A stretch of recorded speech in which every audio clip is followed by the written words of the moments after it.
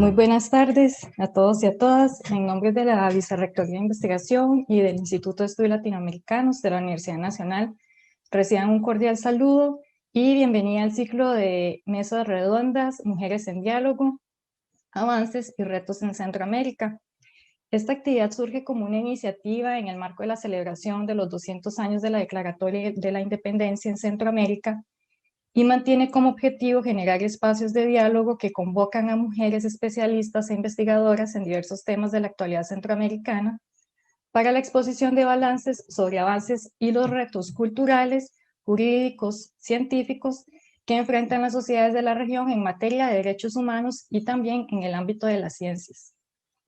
Por ello, entonces, a partir de este mes hasta noviembre, contaremos con expertas de diversas áreas disciplinarias, militantes y reconocidas profesionales centroamericanas caracterizadas por su rica trayectoria en la construcción del conocimiento, y también con ello de posicionamientos críticos dirigidos a pensar y a cuestionar las relaciones de poder que legitiman diversas expresiones de desigualdad, en donde las mujeres somos una de esas sujetas justamente que estamos en una posición de inequidad. Entonces, a partir del día de hoy discutiremos en torno a las características de las disputas, de las acciones y de los actores y actrices vinculadas con la formulación de propuestas relativas a la educación sexual, así como de los derechos sexuales y reproductivos en Costa Rica. Para ello, lo abordaremos desde un conversatorio en el cual nuestras tres panelistas darán respuestas desde su experiencia y a los cuestionamientos centrales, con tres preguntas generadoras, y posterior a ello abriremos un espacio para preguntas y comentarios de cada uno de ustedes. Entonces, procederé en este caso a dar la palabra, a presentar a nuestras panelistas que nos acompañan. Doy inicio con la doctora Laura Fuentes Belgrave. Ella es doctora en Sociología por la Universidad de Altos Estudios en Ciencias Sociales en París, Francia. Ella también trabaja como docente en la Escuela de Sociología de la Universidad de Costa Rica, así como investigadora y docente en la Escuela Ecuménica de Ciencias de la Religión de la Universidad Nacional, donde es responsable actualmente de la investigación Significados de la laicidad en la opinión pública y es corresponsable de la coordinación del Observatorio de lo Religioso. Asimismo, en esta misma casa de estudios dirige la revista Ítzmica, publicación semestral dedicada a los estudios transculturales de la Facultad de Filosofía y Letras. Es es autora de los libros académicos Cantar, Rezar y Colorear, Educación religiosa en Costa Rica, prácticas de docentes y percepciones de estudiantes sobre la educación religiosa en Costa Rica, publicado en el año 2019, y La tibieza de quien peca y reza, cambios en las creencias religiosas en Costa Rica, del 2015. Asimismo, ha publicado más de 20 artículos académicos y capítulos de libro alrededor de sus temas de investigación relacionados con pluralismo religioso, laicidad, género y religión, política y religión, derechos sexuales y reproductivos, tanto para Costa Rica como en México, Guatemala, Francia, Ecuador y los Estados Unidos. Asimismo, contamos hoy también con la presencia de Larisa Arroyo Navarrete, quien es abogada especialista en derechos humanos, género y diversidades sexogenéricas. Además, es activista feminista en diversos espacios y redes nacionales y regionales y bisexual visible. Es activista por la justicia y la igualdad, investigadora y consultora experta en derechos humanos, género y diversidades. También es docente en maestrías y diplomados de derechos humanos, autora de artículos académicos y de opinión sobre temas de discriminación, violencia y derechos humanos, y expositora experta nacional e internacionalmente sobre temáticas relacionadas con los derechos de las mujeres y personas LGBTI. Tiene un bachillerato y licenciatura en Derecho por la Universidad de Costa Rica, una maestría en Derechos Humanos por la Universidad Estatal a Distancia de Costa Rica, y es egresada de la maestría en Justicia Constitucional por la Universidad de Costa Rica. Asimismo, actualmente es miembro y fundadora y es directora de la Asociación Ciudadana Acceder, una organización costarricense que creó para promover acciones estratégicas por los derechos humanos desde un enfoque jurídico como el litigio nacional y ante el Sistema Interamericano de Derechos Humanos. Contamos asimismo con la colega socióloga Paula Sequeira Rovira, quien es máster en estudios de la mujer por la Universidad Nacional, quien actualmente trabaja en el Instituto de Estudios de la Mujer como académica e investigadora.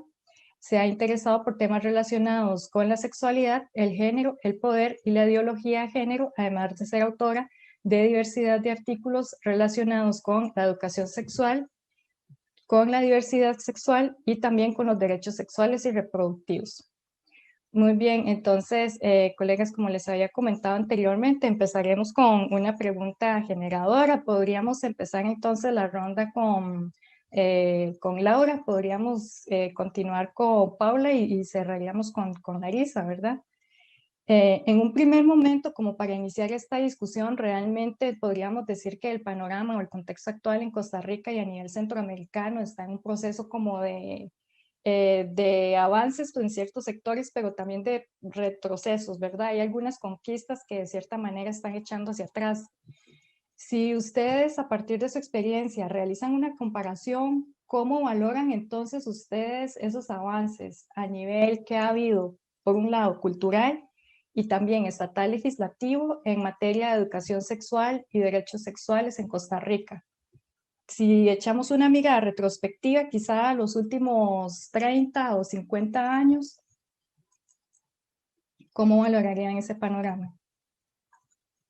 Adelante, Laura, tiene la palabra. Muchísimas gracias por el espacio, por la invitación también. Es un gusto compartir aquí con las colegas y en este espacio de reflexión, desde luego.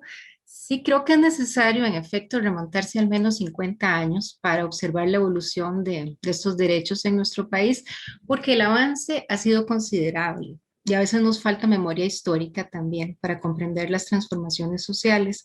Por eso yo voy a hacer un recuento de algunos hechos históricos en esta materia que son relevantes. Como sabemos, bueno, los derechos reproductivos vieron la luz en la Conferencia Internacional de Derechos Humanos que se hizo en Teherán en 1968, aunque fueron reconocidos como tales hasta 1994, la Conferencia Internacional de Población y Desarrollo.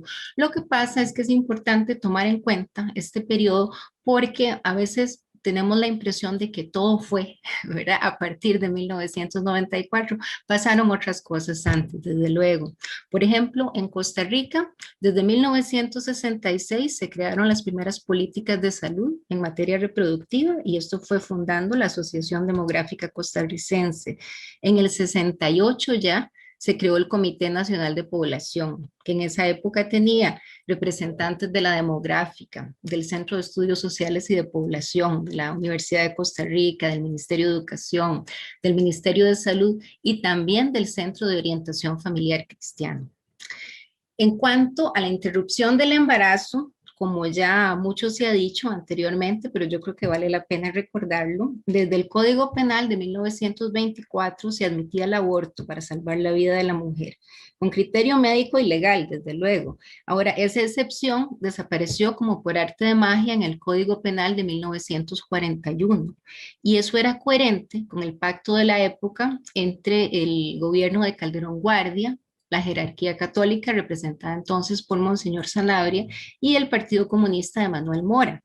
Hay que entender que este acuerdo se realizó tanto para la aprobación del Código de Trabajo y la creación de la Caja Costarricense del Seguro Social como para la abrogación de las leyes anticlericales en 1940. Y si estoy contando esto, es para entender que entonces, como ahora, la negociación política también atravesaba el cuerpo de las mujeres y también involucraba creencias religiosas. Es decir, hay temas que no son tan nuevos como a veces nos parecen. Ahora, es cierto que hubo que esperar hasta el Código Penal de 1970 para que se autorizara nuevamente el aborto impune, ¿verdad? En el artículo 121 para salvar la vida o la salud de la mujer. Pero también a partir de 1970 comienza el programa de planificación familiar donde se concentran las primeras políticas reproductivas, se integran progresivamente a los servicios de salud pública y ya en 1975 la Caja Costarricense del Seguro Social se hace cargo de la distribución de métodos anticonceptivos a través de la consulta. a las personas aseguradas. Hay que entender que en esta época ya hay un cambio sociocultural grande, aunque desde luego en el ámbito donde se gestan las políticas de salud, nadie habla de derechos reproductivos, de lo que se habla es de planificación familiar. ¿Por qué? Porque entonces hablar de autonomía corporal todavía es inimaginable. La progenie se planea en virtud de un proyecto familiar y socioeconómico, así como de los criterios demográficos para el mantenimiento de la sociedad. Aunque sí hay que recordar que en la Universidad de Costa Rica, feministas como Ana Carcedo planteaban en los años 70 los primeros debates sobre el acceso al aborto con representantes de la Iglesia Católica y auditorio lleno. Entonces, la educación universitaria pública, aliada al desarrollo del movimiento social, encontraba una generación que salía del adormecimiento provinciano y del modelo agroexportador para enfrentarse al extractivismo de origen colonial con el cual pretendían continuar las grandes transnacionales. Ahora, ya en la década de los 80, Costa Rica, como sabemos, pues se enfrenta a una crisis económica sin precedentes que implica, desde luego, recortes en el sector salud, la oferta anticonceptiva de la caja es poca, se concentra en brindar anticonceptivos de primera y segunda generación, cuyos efectos secundarios en la salud de las mujeres pues eran bastante graves, ¿verdad? La asociación demográfica ponía a la venta preservativos masculinos. En los 80 la jerarquía de la Iglesia Católica constituye aún un mediador en los conflictos políticos entre la sociedad civil y el gobierno, pero igualmente se inicia la expansión del pentecostalismo, se crean los primeros partidos cristiano-evangélicos, también las iglesias cristiano-evangélicas tienden a apropiarse de funciones educativas, sanitarias y recreativas, ¿en dónde? En comunidades abandonadas por el Estado. Mientras esto sucede, el aborto es practicado discretamente dentro del sistema de salud privado para las personas de clase alta que lo pueden subvencionar. La policía organiza semanalmente operativos para detener a personas que por su apariencia o sus lugares de reunión sean consideradas lesbianas, homosexuales o trans.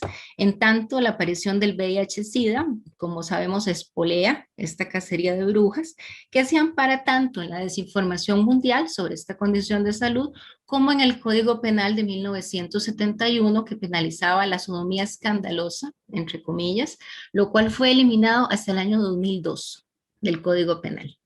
Ahora, a pesar del declive de la Iglesia Católica a inicios de los años 90, y hablo de esto porque evidentemente expone un modelo cultural propio, ¿verdad?, del contexto costarricense, hay un crecimiento exponencial de las iglesias cristiano-evangélicas. En cualquier caso, la jerarquía eclesiástica logra imponerse al gobierno para retirar las primeras guías de educación sexual en 1991.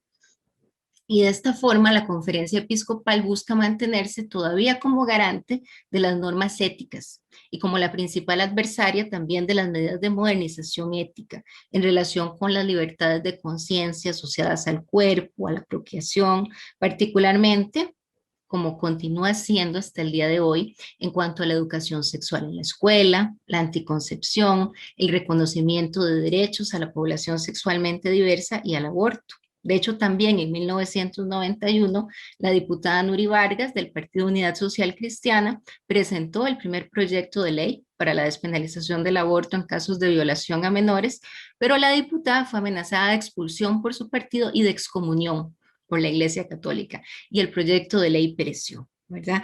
A contrapelo de estos hechos, que bastante impactan quizás ahora, el último lustro de la década de los años 90 fue nutrido en la promulgación de normativa relacionada con derechos sexuales y reproductivos.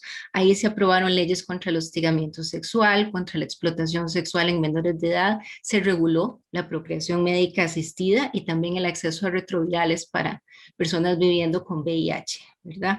El caso es que en el 94 Costa Rica ya había ratificado el programa de acción de la Conferencia Internacional de Población y Desarrollo y sin reservas. Entonces, claro, tenía que ejecutar acciones coherentes con su compromiso internacional de apoyo a los derechos reproductivos. Es así como en 1998, por ejemplo, se crea el programa de información en materia de sexualidad, Amor Joven, que fue frenado por la jerarquía eclesiástica. Una vez más, posiblemente el logro más importante de esa época fue la aprobación de el decreto 27913-S de 1999, que aprobó la esterilización voluntaria en mayores de edad, porque anteriormente, al menos en el caso de las mujeres, la intervención estaba sujeta al consentimiento del cónyuge. Y de hecho ese decreto fue objetado ante la Sala Cuarta por el consejero legal de la Conferencia Episcopal de la época, pero el recurso fue rechazado. En ese mismo año es cuando se aprueba por decreto ejecutivo el Día de la Vida antes de nacer, que es una declaración que conlleva un componente político y simbólico que es extensible a toda América Latina. Por eso lo nombro, porque permite la estructuración de discursos y políticas que van a obstaculizar de ese momento en adelante la aplicación de los derechos reproductivos o su rechazo bajo el pretexto de garantizar la vida del denominado no nacido, y se instaura así la figura que yo denomino el sujeto embrionario. Entonces, bueno, bajo esta figura justamente es que la Iglesia Católica interpone un recurso de inconstitucionalidad contra la fecundación in vitro en el año 2000, ¿verdad? Y bueno, ya conocemos la historia posterior, ¿verdad? A este recurso, que fue admitido y se declara la prohibición de la fecundación in vitro. Es en ese mismo ambiente donde se presenta una reforma a la Ley General de Salud a mediados de los años 2000, con un capítulo relativo a los derechos sexuales y reproductivos, también desaprobado por lo que ya entonces era una alianza entre la Iglesia Católica y las iglesias evangélicas. Y primero parte de la reforma a la Ley General de Salud, y después se trató de hacer un proyecto independiente como un capítulo. Básicamente lo que buscaba era informar a las mujeres sobre la impunidad del aborto terapéutico y aprobar la anticoncepción de emergencia, que no tenía registro en el país y era considerada abortivo. Este capítulo sobre derechos sexuales y reproductivos estuvo en la corriente legislativa entre el año 2004 y el 2011 y desapareció también, ¿verdad? También a mediados de la década del 2000 es cuando ingresan a la corriente legislativa los primeros proyectos, ¿verdad?, de ley de unión civil entre personas del mismo sexo, que no corren con mejor suerte, ¿verdad? Posteriormente tenemos también la demanda ante el Estado costarricense, la demanda del Estado costarricense ante la Comisión Interamericana de Derechos Humanos por una mujer a la cual se le niega el aborto terapéutico en el sistema de salud pública, demanda que se acoge junto a otra similar posteriormente, casos que se negocian con el Estado, quien convoca a representantes de organizaciones religiosas a trabajar primero en la elaboración de una norma técnica para la aplicación del aborto impune. Se desconoce la guía para la interrupción del embarazo, que se había elaborado desde el 2009 por la Colectiva por el Derecho a Decidir, la Asociación Demográfica y la Caja Costarricense del Seguro Social. Ahora, en esta misma década en la cual parece que se exacerba el imaginario, tanto a favor como en contra de los derechos sexuales y reproductivos en Costa Rica, también se especializan los partidos cristiano evangélicos con representación en la Asamblea Legislativa, presentan iniciativas de ley para la creación de un Ministerio de la Familia, para una Semana de la Familia, presentan reformas al Código de la Infancia y la Adolescencia para combatir el aborto y reconocer derechos a los menores desde la concepción, además de reformas constitucionales como la que se acaba de aprobar ahora en Honduras. También se presentan ese tipo de reformas en la década de los años 2000. Eh, de forma general, a partir del 2010 hay una instrumentalización electoral de las creencias que hacen los candidatos a la presidencia de la República. Ahora, en este clima es cuando finalmente la CIDH juzga en 2010 la demanda contra el Estado por prohibir la fecundación in vitro. La comisión insta al Estado a regular de nuevo esta técnica, pero frente a la oposición de iglesias y legisladores tampoco se aprueba ninguna ley, ¿verdad? Es como un cuento de nunca acabar. El caso se eleva nuevamente a la CIDH, el Estado comparece en 2012, La sentencia de la Corte obliga al Estado no solo a reparar los perjuicios causados, sino a implementar de inmediato el procedimiento médico. El Estado no realiza ninguna acción hasta 2016. Hay más de 700 mociones en ese momento en la Asamblea que impiden cualquier avance en ese sentido. Finalmente, el gobierno de Luis Guillermo Solís aprueba un decreto ejecutivo para regular la fecundación in vitro, ante lo cual nuevamente iglesias y organizaciones interponen un nuevo recurso de inconstitucionalidad ante la Sala Cuarta, sentencia interpelada por la Corte Interamericana, que lleva a la anulación de esa sentencia y bueno, entra en vigencia el decreto 16 años después de enfrentamientos entre argumentos religiosos y de derechos humanos en Costa Rica con más de 60 parejas afectadas, ¿verdad? Yo creo que, y ya con esto voy terminando, porque yo sé que ya me extendí mucho, que el largo debate sobre la fecundación in vitro mostró que los principales argumentos para su oposición eran de carácter religioso. Y al igual que con el acceso al aborto terapéutico y a la anticoncepción de emergencia que se registró muy recientemente, así como con la cesión de derechos a las parejas del mismo sexo, este tipo de argumentación utiliza como recurso discursivo la salvaguarda de los fundamentos cristianos de la cultura costarricense. Busca reafirmar las ideas del respeto a la vida del cigoto y a la unión procreativa heterosexual como elementos clave de la identidad nacional. Y de ahí se deriva también la instrumentalización electoral de la opinión consultiva de la Corte Interamericana de Derechos Humanos sobre el patrimonio igualitario, así como de la norma técnica y el posterior protocolo para la interrupción del embarazo, ¿verdad?, de reciente entrada en vigencia. Las fronteras nacionales de Costa Rica, entonces, lo que nos muestra este viaje en el tiempo así, es que se han definido en contraposición al derecho a la autonomía reproductiva y sexual sobre el cuerpo.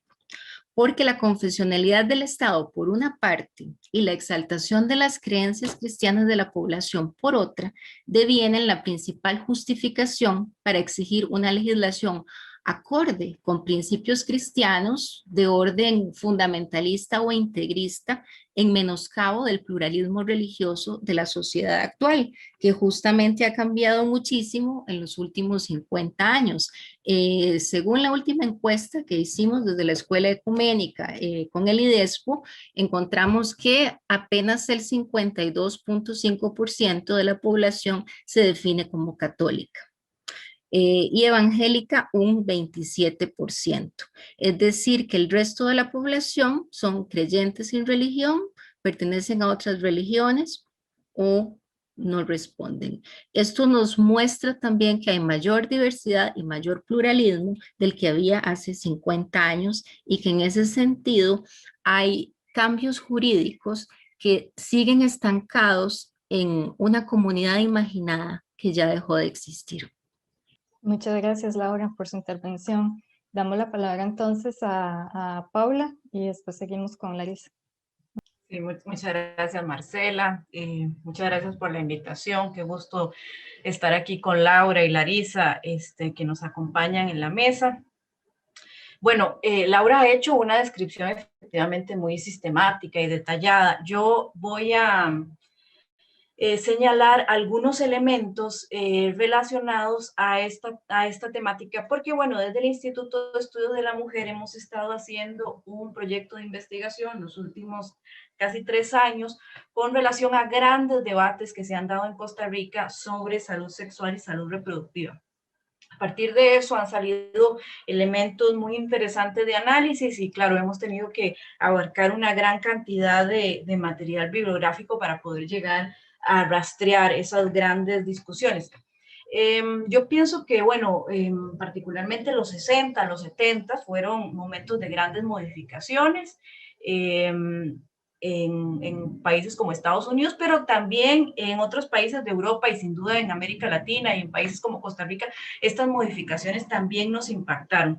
Es lo que nos parece claro notar a partir de finales de los 60 y inicios de los 70 es que en Costa Rica se produce una fuerte institucionalización en el tema de la sexualidad, donde hay diversos actores que están interesados en tratar temas, acercarse a temas relacionados a la sexualidad. Pero sin duda, lo que hemos visto es que el tema predominante, un tema que uno puede ver desde 1965 hasta el 2020, digamos que transversaliza todas las discusiones al respecto, es el tema de la educación sexual. Este tema es fundamental en las discusiones que se comienzan a producir en Costa Rica en aquel periodo para ver qué se hacía con el tema de la educación sexual.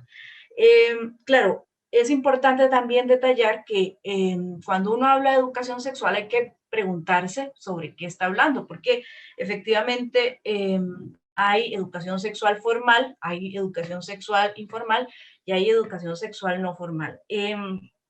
Específicamente en el tema de la educación no formal, que entendiéndola como esta educación que la hacen algunas instancias, sobre todo a nivel no gubernamental, que están interesadas en educar al respecto, que plantean capacitaciones cortas a jóvenes, sobre todo a adultos jóvenes, uno ve un gran desarrollo de diversas instituciones que se van a interesar mucho en los, sobre todo, finales de los 60, principios de los 70, y uno puede ver en los periódicos en varios años anuncios de estas instancias que buscaban educar a estas personas sobre una diversidad de temas. Entonces, desde la Asociación Demográfica Costarricense, Movimiento Familiar Cristiano, el COF, que era el Centro de Orientación Familiar, y el CIF, que era el Centro de Integración Familiar, uno de la Iglesia Anglicana, otro de la Iglesia Católica, uno encuentra diversos anuncios de estas instancias a lo largo, sobre todo, digamos, de los 70, tratando de promocionar una diversidad de temas que les llamaba la atención. También hay una preocupación muy importante en temas de educación informal, ¿verdad? Todo lo que tiene que ver con chistes, pornografía, lo que se hablaba en las cantinas, etcétera. Y dentro de esta educación que yo me parece como más informal, uno puede encontrar también anuncios, por ejemplo, en el periódico de cintas, por ejemplo, que venían de Alemania, que eran, se promocionaban para educar sobre la sexualidad. Una muy famosa era Helga, una película de Alemania Occidental, que por 5 colones las personas podían ir al cine a ver esta película, que no era, o sea, que no se recomendaba para todas las personas porque se suponía que tenía escenas muy impactantes, ¿verdad? Porque presentaba un parto. Luego también está la educación formal, que ha tenido efectivamente una serie de tensiones muy importantes que han variado de algunos avances y retrocesos desde, digamos, de los 70 hasta la fecha. Es una educación que ha estado pensada a través de los estados, sobre todo con valores más relacionados al orden de lo científico. Un elemento interesante es que, por ejemplo, los discursos de la Iglesia Católica en aquellos años, digamos los 80, los 90, siempre trataban de recalcar el elemento científico en la educación sexual. Claro, también el moral. Y los programas que hacía el Ministerio de Educación Pública antes de que la Iglesia Católica solicitaba que no se pudieran extender a la población, también buscaban este acento en lo científico. Entonces, claro, obviamente una cosa es lo que significaba lo científico para Román Arrieta y otra cosa era lo científico que podía significar para otros impulsores de políticas públicas y educación sexual menos relacionada a la parte religiosa. Pero efectivamente, digamos, en el tema de educación sexual y en estas preocupaciones vemos algunos avances importantes. En esta materia yo veo también una serie de avances importantes, por ejemplo, en el tema de la anticoncepción, donde hay una mayor democratización. Bueno, obviamente en los 60 no había esta posibilidad que tenemos hoy de adquirir anticonceptivos hasta por Uber Eats. En esos momentos era mucho más complicado el acceso a anticoncepción y efectivamente hay algunas leyes que han apoyado, por ejemplo, este decreto para promover que cualquier persona mayor de edad pueda esterilizarse es un avance muy importante, que obviamente tiene sus complejidades, ¿verdad? Porque no es nada más la ley, sino que efectivamente a la par de la ley hay una serie de creencias que tienen, digamos, personas relacionadas al mundo de la salud que muchas veces han dificultado que las mujeres y los hombres, pero probablemente sobre todo las mujeres jóvenes, accedan a este tipo de procedimientos. Bueno, y esta anticoncepción, esta democratización de la anticoncepción es algo que me parece muy importante, sobre todo para la autodeterminación de las mujeres y el control de sus cuerpos. Y una cosa con la que quiero terminar esta parte, bueno, para que también Larisa nos comente sus impresiones, tiene que ver con que yo veo en ese periodo, después de haber revisado una gran cantidad de documentos periodísticos, una visión de la homosexualidad y del lesbianismo que ha sido transformada de forma muy interesante, porque en los 60, 70 y 80, hasta mediados, hasta casi finales de los 80, la visión que había con relación a la homosexualidad y al lesbianismo, pero sobre todo a la homosexualidad, es una visión muy restrictiva y es una visión muy despreciable. Entonces, los homosexuales, en términos generales, eran estos sujetos hiperfeminizados que tenían conductas delictivas. Entonces, hablar de homosexual era hablar casi de delincuente. Estas nociones hacen un cambio sustancial a partir de, me parece, una serie de organizaciones que se producen a finales de los 80s, principios de los 90s, cuando grupos de homosexuales y lesbianas comienzan a organizarse para cuestionar una serie de ideas, prejuicios que había, por ejemplo, con relación al tema del VIH. Y esto hace que efectivamente estas visiones que eran tan limitantes, tan restrictivas, tan ligadas a lo inadecuado, a lo amoral, a lo despreciable, a los sujetos que eran hiperfemeninos, comienza a ser una serie de vuelco muy interesante. Bueno, con las lesbianas pasa una cosa un poco diferente, porque sobre las lesbianas hay como, por lo menos en lo que se puede apreciar de la prensa, hay una visión más difuminada de ellas, muy diferente a lo que sucedía con los homosexuales, que se suponía que eran estos sujetos delictivos, despreciables, cercanos a las prostitutas, nocturnos, hipersexualizados. Pero bueno, yo pienso esto es un avance interesante que podemos valorar en unos 50 años, unos cambios significativos en este sentido. Y bueno, voy a dejar esto por aquí para que continúen las otras compañeras. Gracias, Paula. Entonces, seguimos con Larisa. Sí, muchísimas gracias. Gracias a Laura por ese repaso intenso y rápido histórico, y a Paula justamente por ahondar en estos otros temas. Bueno, yo tal vez voy a entrar en otros detalles y me disculpo si suena ahí un perrito, pero parte de la solidaridad y la sororidad es apoyar a las vecinas ahora, y entonces la estoy cuidando. A ver, voy a empezar, esto es un poco difícil, ¿verdad? Creo que ya hemos trabajado un poco el tema de los últimos 50 años, entonces yo voy a tratar de avanzar un poco más y que nos enfoquemos en los últimos 5 años, diría yo, que básicamente es para mí 5 años que dinamitaron el avance, por así decirlo, pero al mismo tiempo también dinamitaron las barreras, las resistencias, ¿verdad? Fueron 5 años en donde, si bien es cierto, por ejemplo, teníamos la sentencia de fertilización in vitro desde el 2012, lo cierto es que no se avanzó como tal, sino que tomó su tiempo, ¿verdad? Entonces, en ese sentido, quisiera, por ejemplo, hacer referencia a uno de los logros, ¿verdad? En ese avance, que es, por ejemplo, matrimonio igualitario, ¿verdad? Ese matrimonio igualitario que para mí, de alguna manera, nos hace avanzar, pero no lo suficiente, particularmente porque no estamos considerando, entre otros,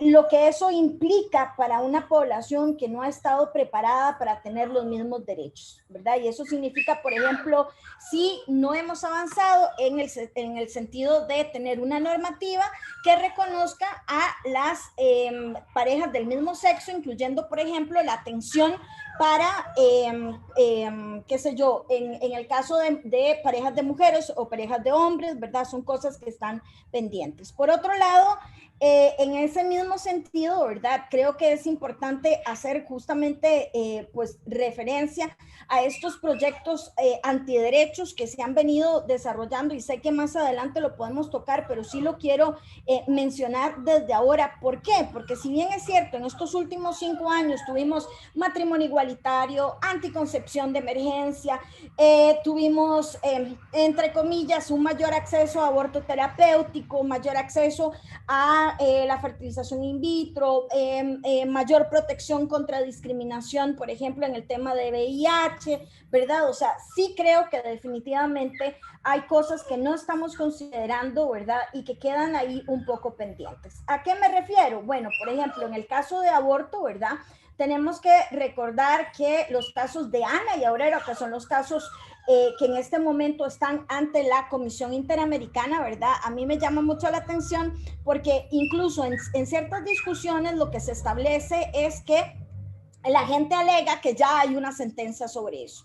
Hay un cambio definitivamente a nivel sociocultural, ¿verdad? Un cambio acerca de por qué las mujeres sí tienen derecho a poder acceder a un aborto provisto por el Estado cuando se cumpla, digamos, el marco de la legalidad. Esto no surge de la nada, esto surge, me van a disculpar un momento, voy a traer la perrita porque me está desconcentrando. Un segundo, por favor.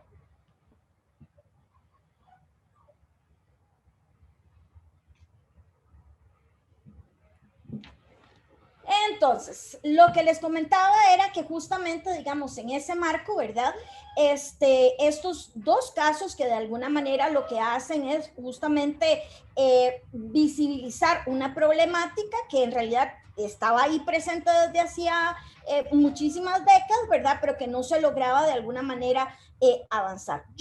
Mi apreciación en este caso es que justamente lo que se logró fue de alguna manera posicionar una discusión jurídica de la misma forma que se hizo con el tema de fertilización in vitro. Esa discusión de fertilización in vitro, por ejemplo, alrededor de democracia, Estado de Derecho, ¿verdad? ¿Por qué de alguna manera era constitucional o no era constitucional? Se dio también el tema de aborto, se dio también el tema de matrimonio igualitario e incluso hasta ahora se está dando también el tema de anticoncepción de emergencia. Es decir, de alguna manera, lo que antes ni siquiera se hablaba, no se tocaba, ¿verdad? Era algo como silencioso.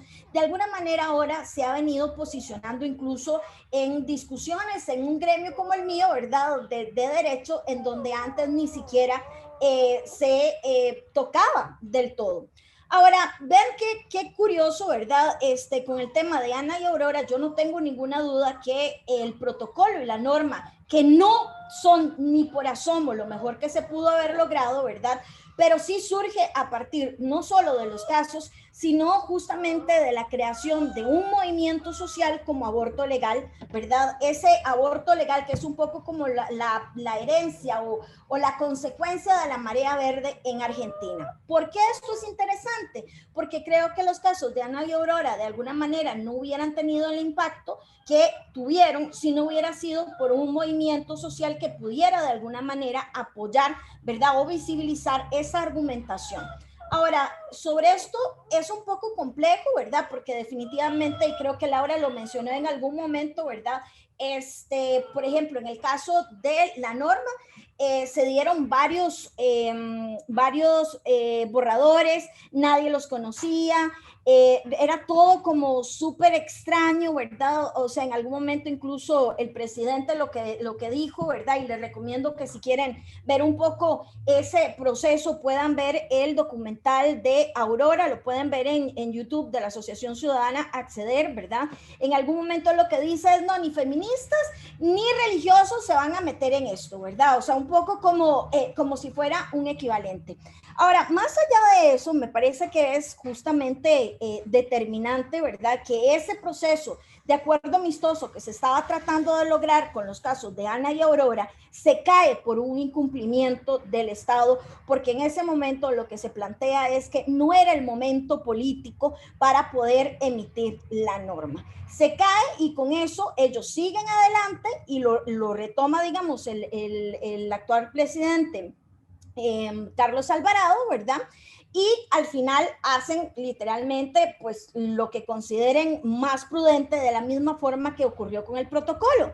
Pero si, tal y como decía Laura, teníamos una guía que había sido hecha en el 2009, que se desconoció, que parecía que nadie tenía ese documento, ¿verdad? Y yo como representante de Ana y Aurora era bien curioso porque nadie tenía el último borrador de esa norma, de esa guía, perdón, ¿verdad? Entonces fue realmente impresionante. Por otro lado, me parece que también algo que no podemos dejar de lado son las recomendaciones de los comités. Desgraciadamente, en el caso de Costa Rica, no hemos tenido tanta producción, por así decirlo, tanto apoyo por parte de sociedad civil para apoyar las recomendaciones de los comités, ni tampoco de Naciones Unidas, ni mucho menos del Estado. Pero justamente en el 2017, ¿verdad? Se crea o se posicionan estas recomendaciones, la misma prensa lo retoma y al día de hoy se tiene un grupo de trabajo en donde diversas organizaciones están trabajando hacia el cumplimiento de estas recomendaciones, no solo del 2017, sino justamente las últimas, ¿verdad? Que fueron emitidas en el 2020, si no me equivoco, ¿verdad? Entonces, en ese sentido, a mí me parece que es muy importante, ¿verdad?, que consideremos que añadiendo a esto, al Comité de Derechos Humanos del Niño y de la Niña, al examen periódico universal, por ejemplo, eso se ha venido a posicionar de una manera que antes no. Ahora, ¿qué es lo que dicen estas recomendaciones, verdad? Y voy a tratar de terminar aquí para poder ahondar más adelante. Bueno, por ejemplo, justamente reconociendo que Costa Rica era el único país de la región Latinoamérica, el único país de la región latinoamericana que no tenía anticoncepción de emergencia, sino hasta el año pasado donde se permitió ese registro. Hasta el año pasado, ningún país, incluso donde estaba registrado, donde está prohibido terminantemente el aborto, aún para salvar la vida de la mujer, se había prohibido la anticoncepción de emergencia. Por ejemplo, Honduras se prohibió, pero se había registrado anteriormente. Costa Rica era el único en donde ni siquiera las mujeres conocían digamos, que existía esta posibilidad. Entonces, realmente yo creo que para cerrar, digamos, este punto, ¿verdad? Me parece que no podemos dejar de hacer esta memoria histórica que nos presentaba Laura, sin duda alguna, pero también creo que tenemos que reconocer que en los últimos 5 años, por ejemplo, todo lo que da normativa de protección a las personas LGBTIQ+, se disparó totalmente, que parte de una voluntad política, que eso lo podemos ver tal vez en una segunda parte, ¿verdad? Pero también en relación a tener que rendir cuentas ante los comités de derechos humanos a nivel internacional e incluso a nivel nacional, donde las organizaciones estaban más fortalecidas. Y aquí voy a dejarlo y podemos ahondar más adelante. Muchísimas gracias a las tres. Gracias, Larisa, también muy precisa con el tiempo y también con las temáticas. Se complementan muy bien las perspectivas que cada una de las tres presentó.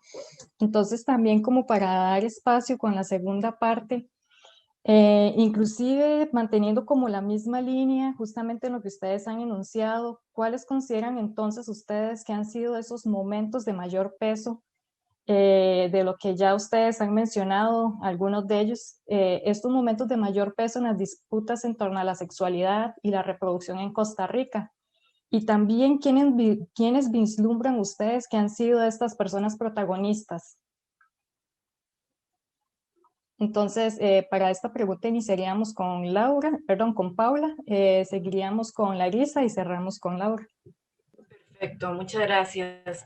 Bueno, nosotras valoramos a partir de ese estudio que estamos haciendo en esto que preguntas, Marcela, en estas grandes disputas que se ha dado, bueno, uno que ya lo dije y no lo voy a repetir, que tiene que ver con el tema de educación sexual. Otra gran disputa que hemos tenido desde, digamos, desde finales de los 60 hasta principios de los 70 tiene que ver con esta institucionalización del manejo de la sexualidad, digamos, pensándolo ahorita específicamente en la natalidad como un problema de Estado. Efectivamente, esto fue todo un cambio muy importante que generó muchos roces entre diversos actores. Había una serie de personajes del ámbito médico, había inclusive las mismas mujeres muchas veces eran entrevistadas a ver qué les parecía, por ejemplo, cuando se produce la Humanae Vitae, esta encíclica que se produce a finales de los años 60 para tratar el tema de la anticoncepción.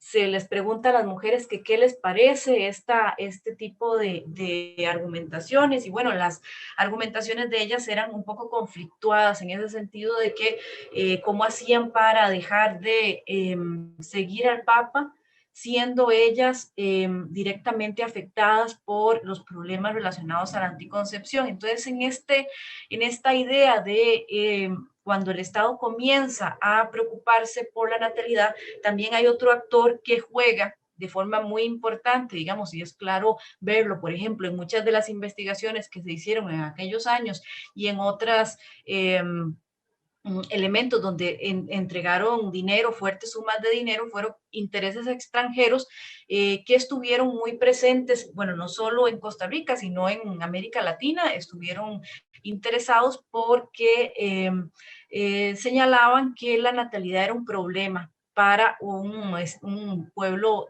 subdesarrollado como por ejemplo el de Costa Rica. Entonces había una serie de disputas muy interesantes que se planteaban, por ejemplo, en los periódicos con relación a qué iba a hacer, por ejemplo, Costa Rica en esta temática del subdesarrollo. Si iba, por ejemplo, dejarse llevar por esto que se llamaba la explosión demográfica, o si por otro lado íbamos a bloquear, por ejemplo, estos intereses extranjeros que venían, sobre todo pensando desde Estados Unidos, y organismos internacionales muy poderosos que venían a dictar una serie de mandatos, por lo menos así se veía en ese momento. Y entonces esta natalidad fue un problema muy importante, cómo se manejó. Y lo que se dijo, bueno, lo que a mí me parece más interesante de todo esto es que mientras habían disputas por aquí, por allá, con relación a cómo debían comportarse la anticoncepción, las mujeres estuvieron siempre en medio de esas disputas y fueron sobre las que se decían una serie de argumentos o otros completamente a favor o completamente en contra. En este sentido, también vemos aparecer en los 70s un claro interés por frenar los peligros que en ese momento se llamaban venerios, ¿verdad? Los peligros venerios. Entonces se veía que uno de los problemas más grandes que existían en ese sentido eran bueno, por un lado, las llamadas prostitutas, ¿no? Pero por otro lado, cuando la anticoncepción comienza a hacerse de forma más democrática, el problema que esto presenta es que cuando las mujeres pueden tomar una pastilla y determinar si van a ser madres o no, esto hace que la percepción sobre las mujeres varíe radicalmente y ya no son asociadas solo a, digamos, a maternidad, sino también son fuertemente asociadas con prostitutas, ¿no? Entonces se comienza a hacer toda una idea de las mujeres como libertinas y qué iba a pasar si iban a tomar anticonceptivos y qué iba a pasar con este vicio que podrían desarrollar posterior a la anticoncepción. Entonces vemos claramente, digamos, por lo menos 70s, 80s hasta mediados de los 80, una feminización de las preocupaciones sobre los problemas venerios. Venerios, porque bueno, era el término que se utilizaba en ese tiempo. Una disputa también muy interesante que viene a romper esta idea de esta feminización comienza a ser las disputas que se producen a partir de los 80s, a mediados de los 80s y posteriores por el VIH-Sida, donde hay claramente una ya homosexualización de estos temas, de estos hombres femeninos que decía anteriormente, que ellos eran percibidos como particularmente promiscuos. Una gran disputa que también, digamos, tiene que ver de alguna manera con lo que ya he señalado anteriormente, tiene que ver con la autodeterminación sexual de las personas, facilitado obviamente por las pastillas anticonceptivas. Y es importante señalar que si bien en los 70 habían una serie de sujetos problemáticos, digamos unos sujetos perversos, que eran los homosexuales, las prostitutas, las lesbianas y los hippies, con la entrada de las pastillas anticonceptivas es claro notar cómo también hay una suerte de percepción fuerte hacia las mujeres sobre cómo ellas también eran sujetos potencialmente libertinos y potencialmente muy cercanos, por ejemplo, a los hombres en ese sentido. Entonces, con gran parte de estas disputas, uno lo que ve es que las mujeres están muchas veces en el centro de la discusión. Y habían una serie de actores, no es que las mujeres no tuvieran determinación al respecto, sino que habían una serie de actores que, por lo menos en la prensa y en documentos investigativos, trataban de dar respuesta y trataban de señalar qué era lo que ellas debían hacer con sus cuerpos. Entonces yo supongo que para este momento debió haber sido muy complicado para estas mujeres estar oyendo estas disputas, estas recomendaciones, estas normativas de cómo debían comportarse, de cómo debían actuar en términos contraceptivos, y luego tomar la decisión de qué hacer. Bueno, para nosotras hoy es mucho más sencillo en este sentido, pero para las mujeres de los 70s, los 80s, debió haber sido, digamos, un escenario bastante complicado. Bueno, y lo voy a dejar ahí para que las compañeras continúen. Ok, muchas gracias, Paula. Entonces le damos la palabra a, vamos a ver, sí, a Larisa. Sí, muchísimas gracias. Bueno, yo quisiera tal vez tal vez voy a hacer un sesgo, ¿verdad? Por profesión. Para mí, ¿cuáles han sido justamente esos momentos de mayor peso? Bueno, hay algunas que tienen que ver con el tema, digamos, de judicialización, ¿verdad? No solo a nivel nacional, sino a nivel internacional. Pensemos en la opinión consultiva número 24, ¿verdad? Del 2017, que justamente surge a partir de la presión que se hace desde sociedad civil y que la recibe con voluntad política el Ejecutivo en ese momento, ¿verdad? No en vano tenemos, por ejemplo, toda una campaña de matrimonio igualitario, de recolección de firmas y demás, ¿verdad? Que se dio anteriormente a la opinión consultiva. En ese momento estaba Ana Elena Chacón, que de hecho fue, digamos, quien de alguna manera impulsó esta opinión consultiva, que no se había dado de otra forma, y que si no hubiera sido por la voluntad del Ejecutivo en ese momento no se hubiera dado, ¿verdad? Eso me parece que es importante. Por otro lado, me parece que también hay que justamente reconocer que esta voluntad política no solo se dio en materia de protección a personas LGBTI, por ejemplo, con una multiplicidad de decretos de protección, ¿verdad? Por ejemplo, el decreto 38.999, que para mí también fue un antes y un después, porque de alguna manera naturalizó que las personas LGBTIQ+ tuviéramos derechos y que se pudieran de alguna manera, digamos, reclamar desde una institucionalidad estatal. Ahora, otros momentos impresionantes. Bueno, por ejemplo, se dieron en el caso de la marcha de Invisibles, ¿verdad? En donde se juntó el tema de Estado laico, fertilización in vitro y por supuesto también el tema de discriminación LGBTI. Fueron como 5,000 personas y estamos hablando de una marcha en referencia, digamos, a temas que no eran tan bien vistos anteriormente y que creo que a diferencia de otros que tal vez de otros temas que eran de mayor acogimiento social, por así decirlo, ¿verdad? Por otro lado, creo que también en esos momentos, ¿verdad? Habrá que reconocer la creación de aborto legal, del movimiento de aborto legal y también las marchas de esto, ¿verdad? ¿Por qué? Porque justamente, y Laura no me deja mentir, o sea, muchos años atrás, ¿verdad? 5 gatas podían hablar de este tema, digamos que fueran 25 gatas para no mentir, ¿verdad? Pero no era un tema posicionado socialmente, que tuviera apoyo y demás. Ahora ustedes pueden ver mujeres jóvenes que pueden posicionar el tema, que hablan de esto, ¿verdad? O sea, y creo que a mí eso me tomó totalmente por sorpresa, una buena sorpresa, con un convencimiento total. De la misma forma que estas juventudes también han de alguna manera normalizado ese acceso a derechos desde las diversidades sexogenéricas, ¿verdad? Entonces, incluso pueden haber choques, esto es interesante, choques generacionales en la misma población LGBTI, ¿verdad? Es como, y ahora que Paula lo mencionaba, homosexuales, lesbianas, pero hay otras letras que hay que mencionar, ¿verdad? Personas trans, personas intersex, personas no binarias y por supuesto personas bisexuales que tienen necesidades específicas que se han venido atendiendo no de la mejor manera y también es un reto, pero que están ahí y que de eso se ha avanzado y creo que es algo que, por ejemplo, en el caso de personas trans no hemos mencionado, el reconocimiento a una apariencia que no coincida, ¿verdad? La foto en el Tribunal Supremo de Elecciones, la foto que no coincida con el sexo asignado al nacer o incluso el cambio de nombre a partir de la opinión consultiva, porque hemos hablado solo de matrimonio igualitario, pero está también el tema de identidad de género, aunque en este momento no se puede cambiar el sexo asignado al nacer.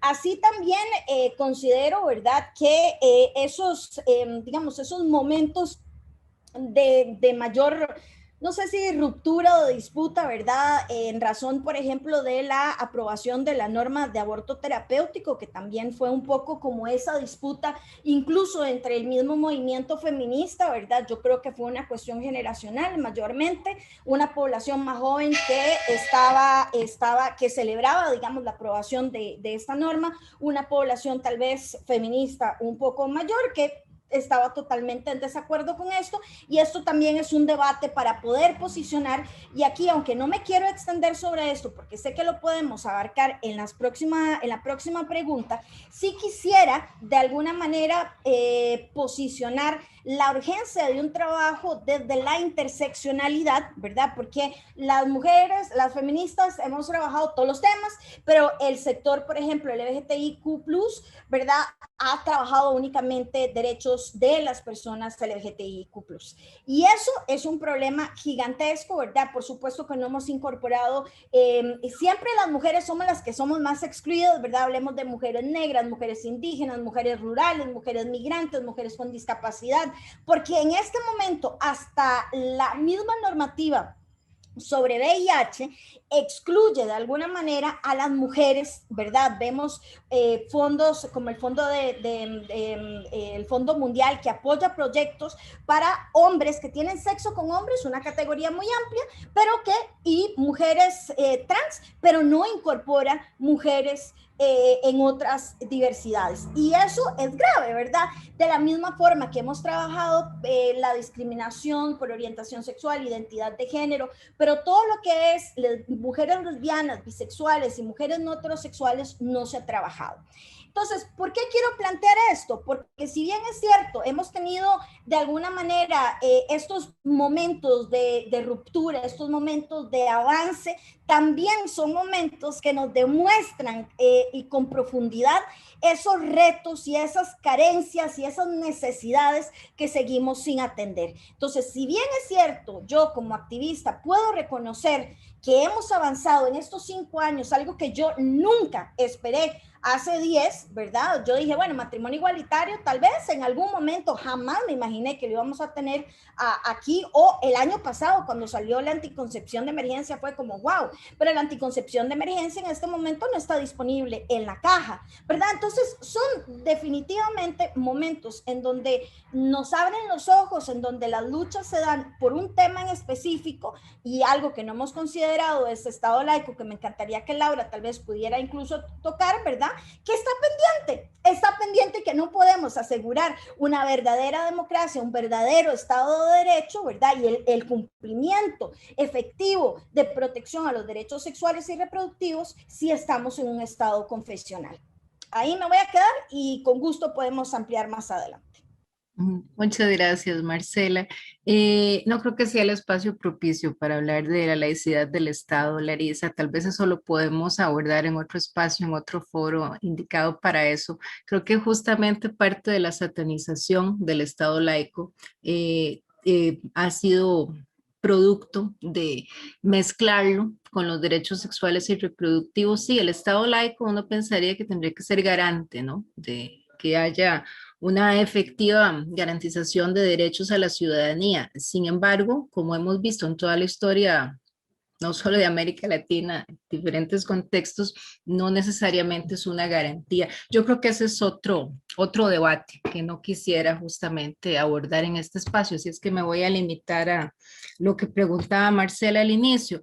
Creo que los momentos de mayor peso en las disputas en torno a la sexualidad y reproducción en Costa Rica, yo los ubicaría básicamente en tres categorías, que son aquellos relacionados con el derecho a la información científica, veraz, ojalá laica, ¿verdad? Sobre salud sexual y reproductiva, el derecho a la autonomía reproductiva y el derecho a la autonomía sexual. Cuando hablo del derecho a la información, aquí pienso en todo el proceso para llegar a una educación para la sexualidad. Es decir, esto empezó con el retiro de las guías sexuales en 1991, continuó en 1998 con la cancelación del programa Amor Joven. Hasta el año 2012, Costa Rica tiene un programa para educación para la sexualidad, al cual padres y madres de familia anteponen más de 2,000 recursos de amparo en su momento, ¿verdad? Entonces, creo que el derecho a la información en términos de salud sexual y reproductiva es una gran disputa simbólica que todavía está vigente. Por otra parte, el derecho a la autonomía reproductiva, que como decía, para mí se inicia con el proceso de Nuri Vargas en 1991, al presentar su proyecto para la despenalización del aborto en menores violadas. No hemos tenido nada similar desde entonces. Creo que Nuri Vargas fue realmente visionaria en ese sentido. Nadie más se ha atrevido a presentarlo con tal claridad.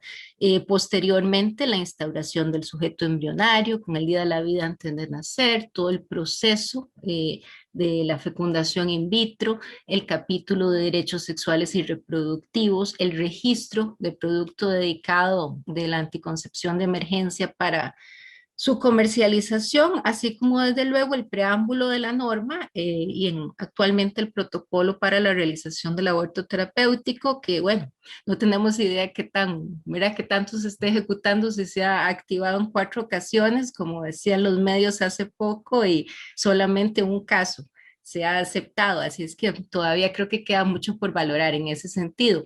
Pero bueno, yo diría que eso engloba los momentos clave del derecho a la autonomía reproductiva. Y por otra parte, tenemos también el derecho a la autonomía sexual, que en efecto yo lo delimitaría a los proyectos relacionados con la unión entre personas del mismo sexo, así como la opinión consultiva de la CIDH, que ahora mencionaba desde luego Larisa. Ahora, yo creo que también hay que recordar, ¿verdad?, que en la década de los 2000 algunas municipalidades aprobaron políticas contra la discriminación motivada por la orientación sexual y la identidad de género. La Caja reconoció la extensión del beneficio familiar en el seguro de salud a las parejas del mismo sexo, ¿verdad?, la extensión de la pensión en caso de fallecimiento. El Ministerio de Trabajo aprobó la pensión por viudez, que se ampliaría a las parejas del mismo sexo en todos los regímenes de jubilaciones en la época. Entonces, creo que es importante tal vez más que desde luego hacer el recuento de los hechos, entender que los derechos sexuales y reproductivos se relacionan directamente con el derecho a la información, el derecho a la autonomía reproductiva y el derecho a la autonomía sexual. Y entonces, esta gama de momentos sociohistóricos básicamente van a ilustrar cada categoría. ¿Quiénes han sido aquí las principales protagonistas? Bueno, por una parte, feministas, organizaciones LGBTI, ¿verdad? Con una posición defensora de los derechos humanos que lamentablemente no alcanzan el consenso cultural para ser considerados derechos humanos por toda la población, ¿verdad? Por otra parte, tenemos también como actores a iglesias, a partidos políticos, a creyentes instrumentalizados con una posición anti-derechos humanos, que se basa por una parte, en el caso de los católicos, en la instrucción Donum Vitae, emitida por la Congregación para la Doctrina de la Fe en 1987, que concibe la personificación del cigoto. También hay una posición supuestamente pro soberanía, que no sé si recuerdan, anti-injerencia de la Corte Interamericana de Derechos Humanos, de organizaciones del Sistema de Naciones Unidas, que se consideran influencias ajenas a un supuesto esencialismo tico.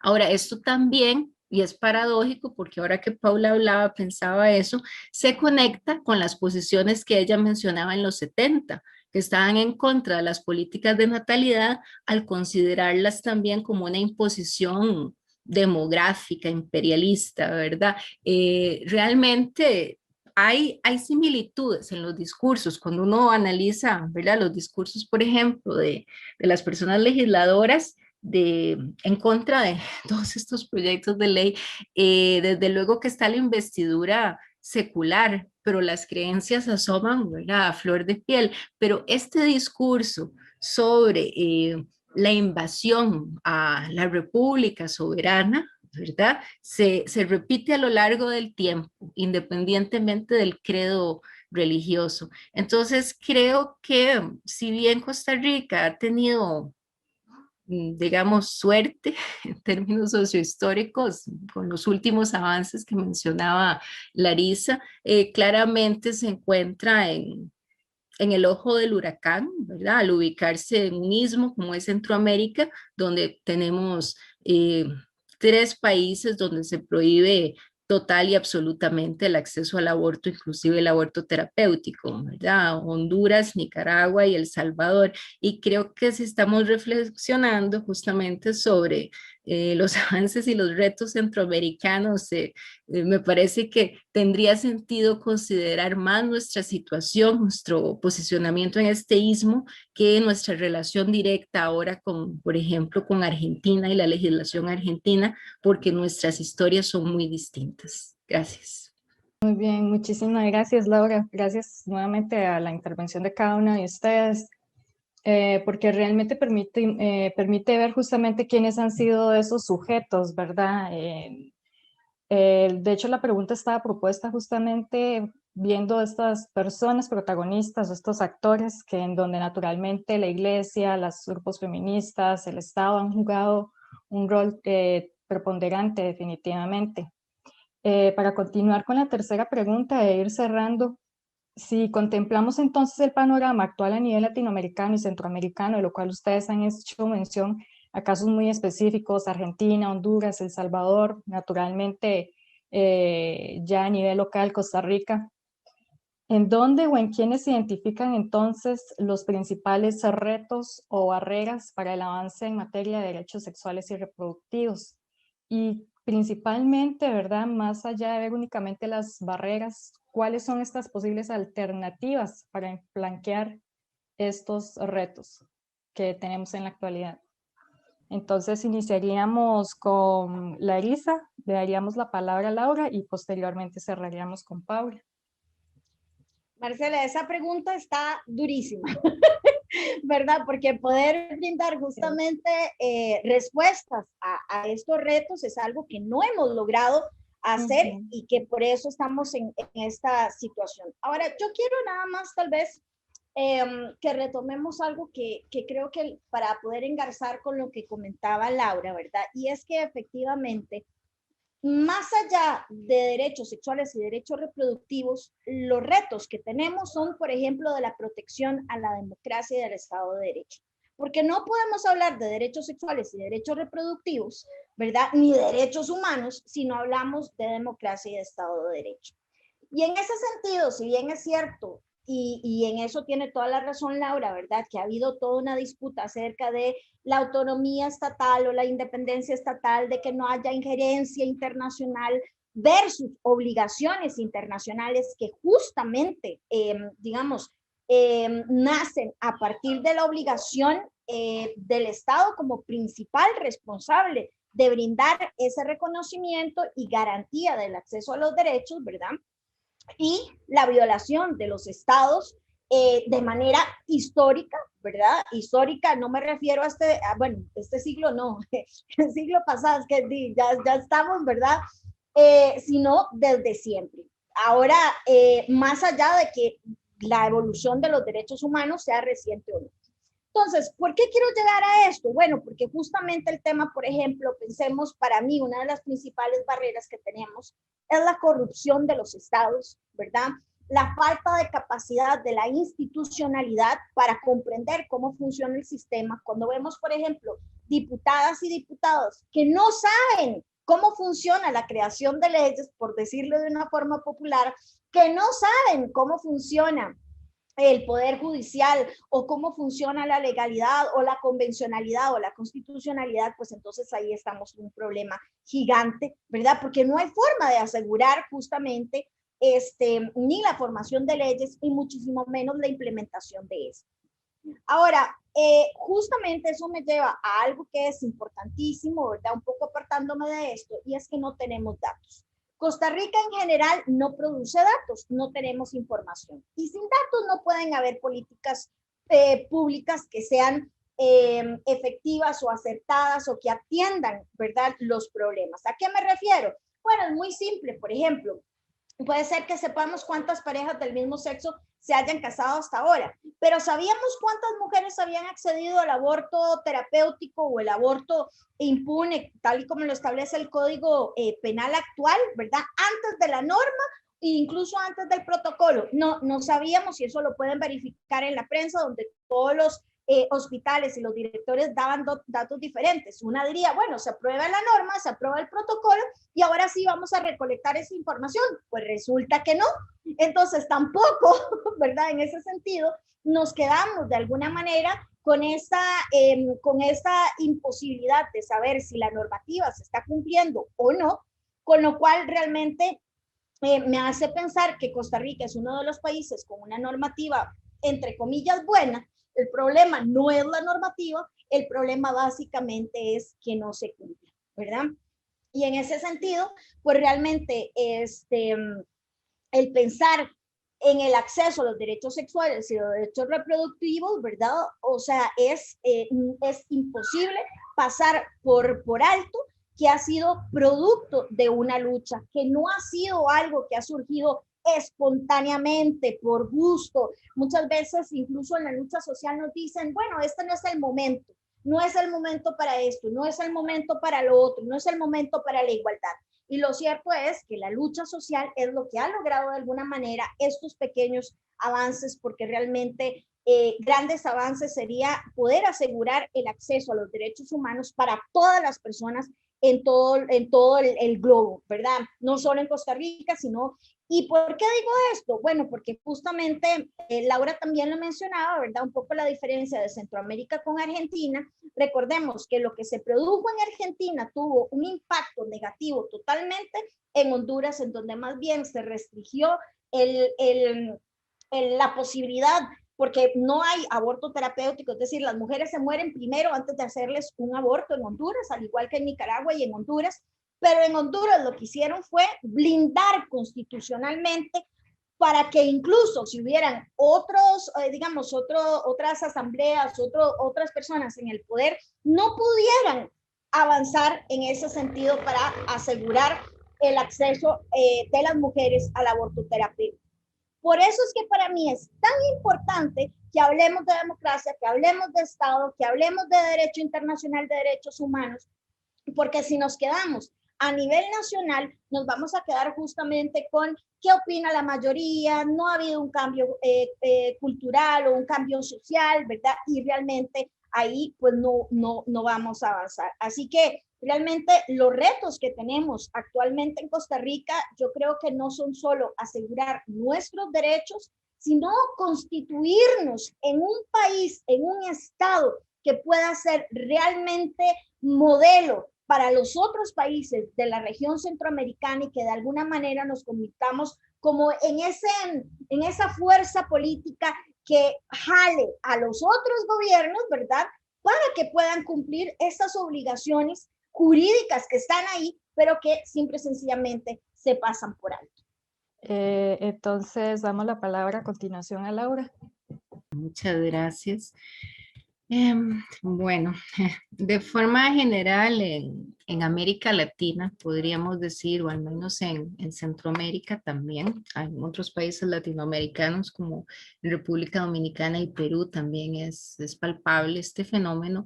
Hay una argumentación que literalmente crucifica la autonomía sexual y reproductiva, que pretende restringir los límites e intereses de la llamada comunidad de ciudadanos y ciudadanas, que es básicamente un tipo ideal, ¿verdad? Y entonces se acusa a una minoría de atacar el imaginario mayoritario cristiano, que es el que ha trazado las fronteras de lo nacional.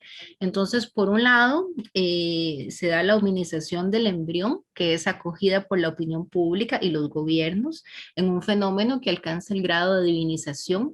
¿Por qué? Porque la protección de la vida del embrión se impone sobre cualquier ejercicio de autonomía reconocido a una vida socialmente construida. Por eso es que la mayor transformación en curso es la que atañe al significado de la vida humana. Como ya lo decía el antropólogo Yaris Mujica, hay una asignación cultural del término vida humana a un dato biológico. Y ahí es donde se justifica la divinización del embrión y también la pelea contra el género como una condición fluida. ¿Por qué? Porque es una vida humana biologizada, que se convierte en el equivalente de una persona y pues se entiende solo como la unión del óvulo y el espermatozoide, como un género incuestionable, que se convierte así entonces en un símbolo sagrado y representa la incorporación y la reinterpretación de un concepto biológico dentro de un dogma religioso que se adopta en las esferas médicas y legales de este país y de otros, como decíamos, Honduras, El Salvador y Nicaragua. Al puro ladito, ¿no? Nuestros vecinos. Por otra parte, la utilización de argumentos que pertenecen al discurso secular es común dentro de esta, ¿verdad?, cultura antiderechos o provida. Eso brinda al discurso religioso también una investidura secular que amplía su divulgación y desde luego lo hace competir con el discurso de derechos humanos. Por esa vía se descalifica a las organizaciones feministas, a las instituciones internacionales, porque son consideradas minorías, portavoces de la cultura de la muerte, ¿verdad? Además de que minan la identidad cultural, ¿verdad?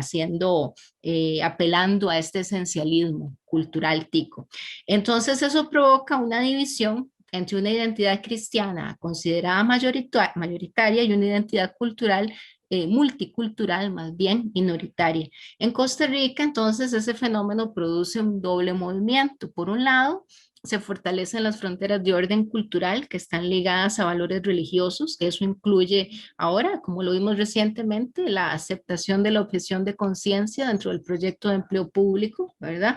Por otro lado, se presenta una tentativa de un umbral de laicización, ¿verdad? Cuando tenemos los únicos 4 proyectos sobre Estado laico que se han presentado en Costa Rica en el siglo XXI. No pasó nada en el siglo XX, pero bueno, el Estado promueve la resacralización de la naturaleza bajo la influencia de las iglesias, los partidos cristiano evangélicos y los grupos pro vida también. Y esto se produce inicialmente a través de la instrumentalización electoral de las creencias. Eso acarrea la juridización de la política relacionada con la autonomía sexual y reproductiva, porque si se han dado cuenta, lo que hacemos es nombrar leyes, proyectos, decretos ejecutivos. Entonces, los resultados más palpables, ¿cuáles han sido? Bueno, la falta de aplicación del aborto terapéutico y de la fecundación in vitro por tantos años, su aplicación restrictiva hoy día, las trabas al acceso a la anticoncepción de emergencia, las trabas a la educación sexual y desde luego los obstáculos a que las parejas del mismo sexo puedan tener los derechos que tiene toda la ciudadanía. ¿Cuáles son las alternativas ante esto? La educación, la sensibilización, el diálogo, no la imposición, porque si hay algo justamente que nos han demostrado estos otros sectores antiderechos, neointegristas y fundamentalistas, es que el ejercicio de poder que realizan, lo realizan desde la imposición, desde el verticalismo, desde una lógica patriarcal que no debería ser la misma lógica que defina cómo queremos vivir nuestra ciudadanía sexual, por ejemplo. Entonces, a mí me parece que muy, muy subjetivamente que habría que pensar en el diálogo y no la imposición como una alternativa, pero es fácil decir esto cuando yo tengo un plato que comer todos los días, tengo un techo y tengo una cama donde dormir y si necesito anticonceptivos los puedo comprar, ¿verdad? Soy una privilegiada y no es el caso de la gran mayoría de personas que necesitan urgentemente el acceso a estos derechos. Muy bien, entonces para cerrar damos la palabra a Paula Sequeira.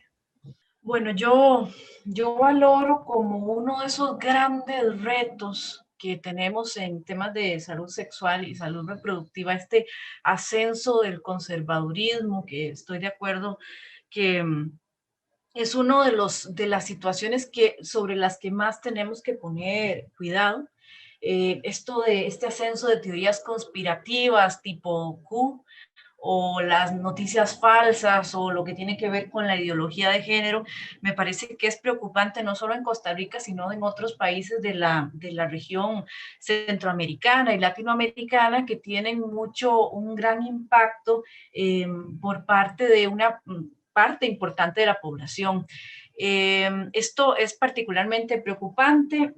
Yo, digamos, valoro y yo creo que tenemos que estar preparadas emocionalmente, porque obviamente, bueno, es muy posible que este señor Fabricio Alvarado llegue en las próximas campañas electorales a ser por lo menos diputado.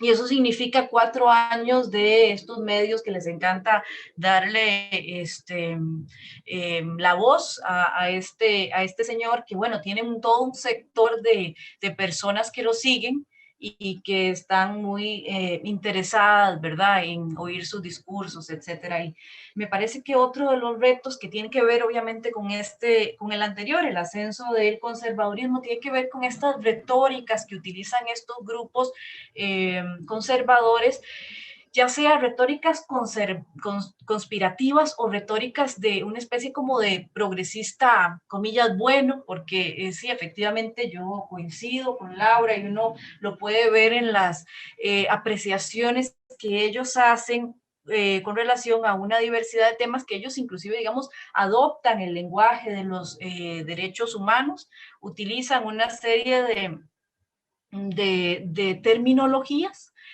también para tratar, por ejemplo, digamos, desde los derechos, de tratar de ver cómo hacen ellos para que no se les violente lo que ellos piensan que son sus derechos. Por ejemplo, si uno ve los discursos que hacen estas diputadas Chan y Hoppelman, por ejemplo, que hablan de que el gobierno es un régimen dictatorial, que estamos en un estado totalitario, exactamente qué significa eso, ellos nunca lo explican, pero digamos, queda resonando ahí una serie de ideas totalitario, dictatorial, que obviamente hacen relación del gobierno, digamos, con lo inadecuado, con lo negativo, y cómo utilizan, por ejemplo, digamos, una terminología más asociada, por ejemplo, al mundo del feminismo, para referirse a ellos. Por ejemplo, ahora que la diputada Céspedes estaba en el plenario descalza, su compañero de bancada, Hopperman, lo que decía es que eso era una especie de feminismo bueno.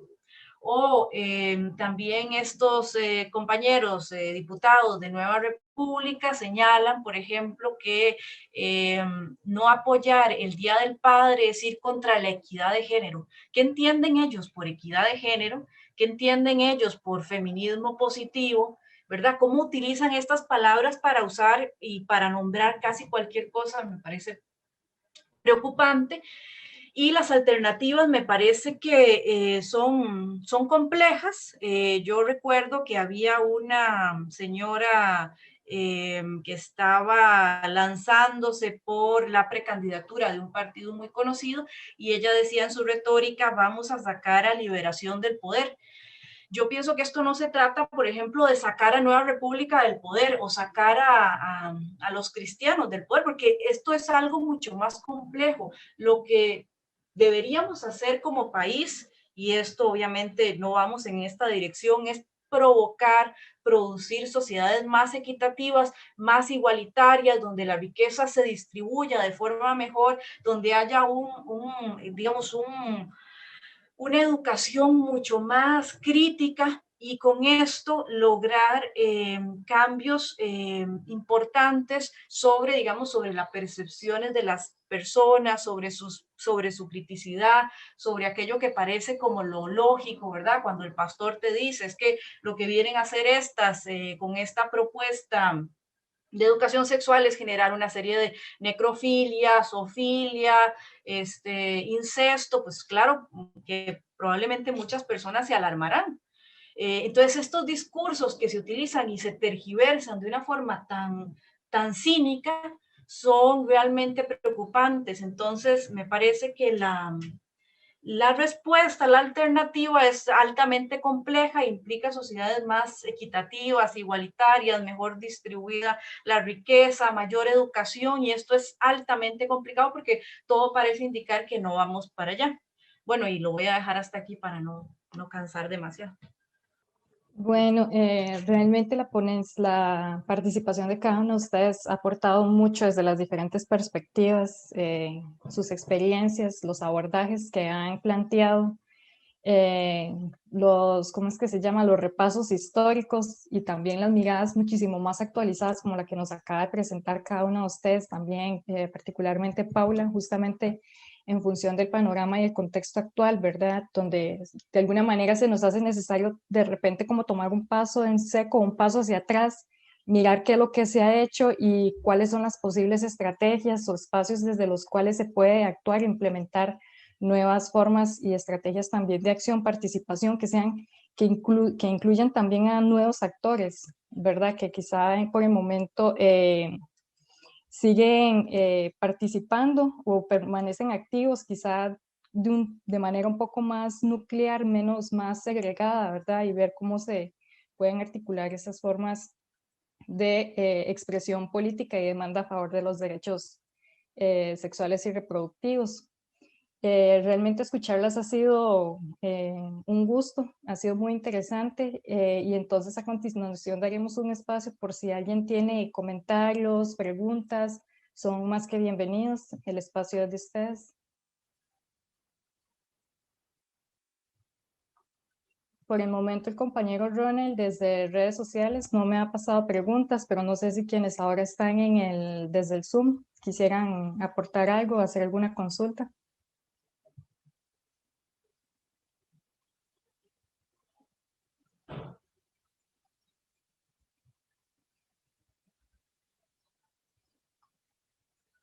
Tampoco en YouTube, ¿cómo es que se llama, Ronald?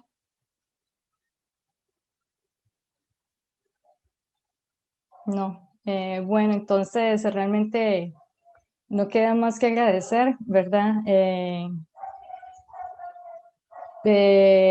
Ha sido un espacio que realmente ha sido muy valioso, todo esto queda respaldado entonces para que las demás personas tengan la oportunidad justamente de discutir, de problematizar al respecto. Realmente los temas han quedado más que ampliados, muy bien expuestos, y entonces más bien agradecerle a cada una de ustedes la participación, la disposición, el tiempo que nos facilitaron también, y a quienes también nos siguieron desde los diferentes espacios. Muchísimas gracias y que tengan todos muy buenas tardes.